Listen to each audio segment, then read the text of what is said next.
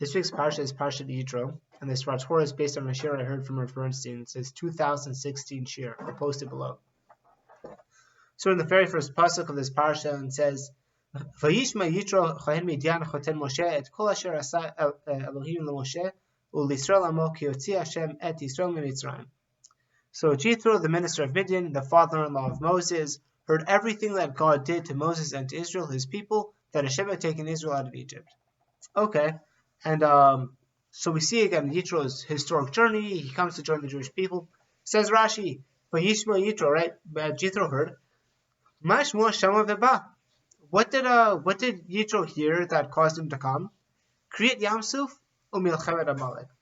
The splitting of the Yamsuf and the war with the Amalek. And this is based on the Mechilta and the Gemara and Zvachim. Okay, so there is a very basic question on Rashi. Now, the pasuk tells us what Yitro heard, namely, "Et kol asher asa Elokim Moshe l'Yisrael amo," right? He heard everything, and so to this Rashi says, "Oh, what did he hear? What's everything? Two things: Kriyat Yamsuf, the splitting of the Yamsuf, and the Milchemet Amalek." Now there are two questions to this.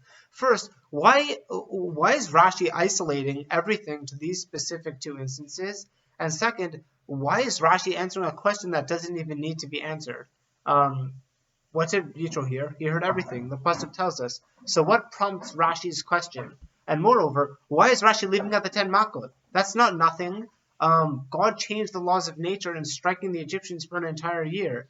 But apparently, Yitro heard this, and according to Rashi, that didn't really move him. He heard it.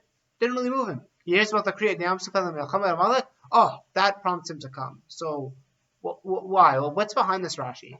Now, there are many approaches to this, as you can imagine, and in order to flesh this out, we need to look at just in the several psukim.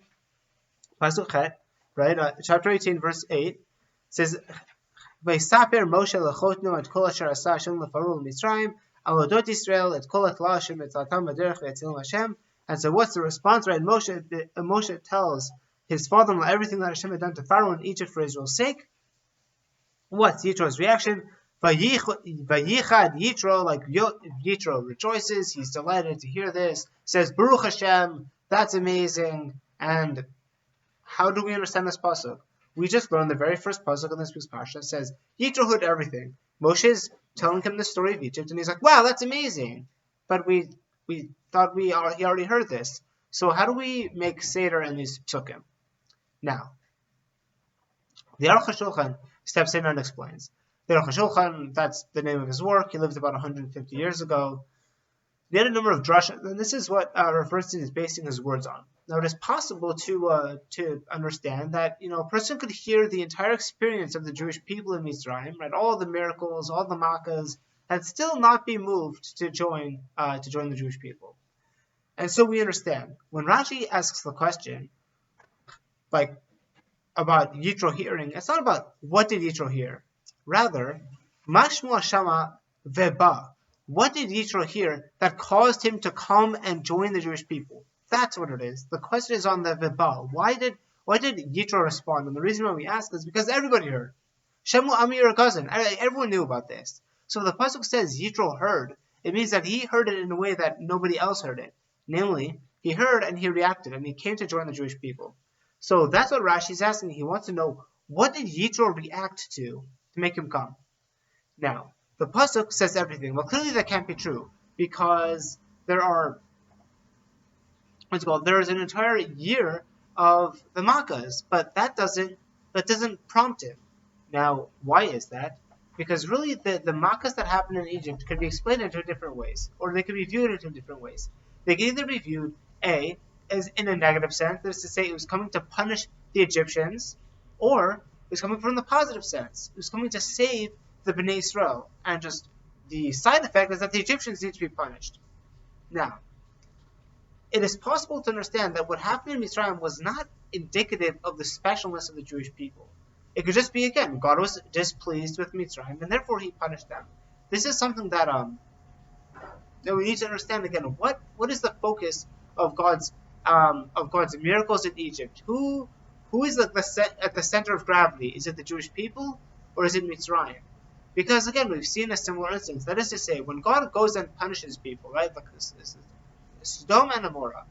Sodom and Gomorrah, God went in to punish them, not necessarily because their victims were the chosen people. It was because of their wickedness, and that's what prompted God to go in and smash Sodom and Gomorrah in a miraculous fashion. So it's not indicative of the victim's status, and therefore, what prompts Yitro to come join the Jewish people is that he must have figured out somehow that the Bnei Israel are actually the cause of the miracles that God enacted in Egypt. Because he wasn't just hearing a victim story, he was seeing like, no, really this was about Bnei Israel.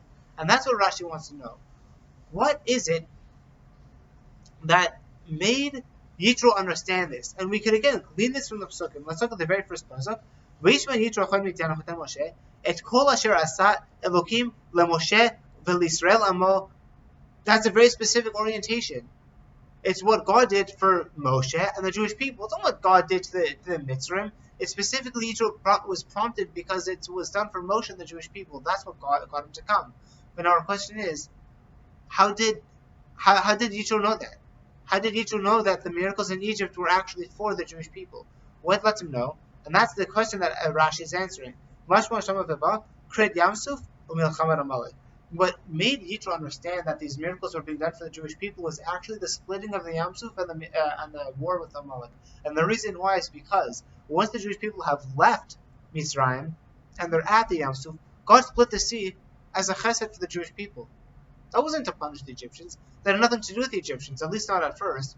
The reason why he split it was to help the Jewish people. And so that gives a completely different orientation to what happened in Mitzrayim. And how about Milchemet Amalek? Well, consider, the Jewish people were a slave nation. They weren't great warriors. Amalek was a nation filled with warriors. And yet when Amalek and the Bnei Israel come and confront each other, we see that when Moshe lifts his arms, Gavru Bnei Israel. When his hands were down, then the Amalekites were doing better. And yet we see that what this seems to orient us to is the fact that when Bnei Israel that means that the Bnei Israel are invested in a supernatural power to defend themselves. This isn't just a string of coincidences. Yitro notices that whenever the Bnei Israel are confronted against their enemies just seem to fall away. And so Yitro sees this, he figures it out, he understands that the center of gravity is the Jewish people, and therefore that's what prompted him to join the Jewish people. So again, what caused Yitro to come? This is what caused him to come. And what's really fascinating is, again, looking at verse 8, when it says, Moshe lechot et kol asher asa Hashem et kol asher asa Hashem lefaro Mitzrayim alodot Yisrael et kol Hashem et tatamederech v'etzilam Hashem. That's a very strange way of saying it. Moshe told his father everything that Hashem had done to Pharaoh in Egypt for Israel's sake. That's such a interesting way of phrasing that. But here it's because Moshe is trying to give a different orientation to what happened to Egypt. That is to say, Yitro has heard what happened in Egypt. Moshe is saying, no. He's giving him a blow-by-blow play, and he's saying every single one of these things was for the Bnei Israel. Al Odot Yisrael. That's why that happened. And therefore, this explains Yitro's reaction, why he was so excited, why he wanted to join the Jewish people, and we'll leave it at there. Shabbat Shalom.